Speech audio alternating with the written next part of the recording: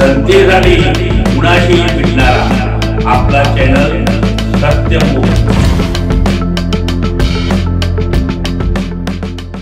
सर्वसामान्य नागरिकांच्या बळावर मोजक्या सहकाऱ्यांना घेऊन प्रामाणिकपणे सातत्याने गेली 8 महिने प्रशासनाविरुद्ध केलेल्या सूचना सहकार्याला आज यश आलं। माननीय श्री विनोद कोराणे दादांनी तारदाळ खोतवाडी परिसरामध्ये माता भगिनींसाठी अन्न त्याग केला व आंदोलन केलं।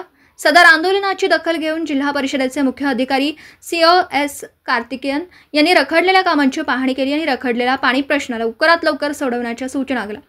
या आंदोलनाचे तारदाळ खोतवाडी परिसरामध्ये सर्व स्तरावर विनोद कोराणे दादा यांचं कौतुक होतं। सत्यमुख प्रतिनिधी राहुल भोळे, इचलकरंजी।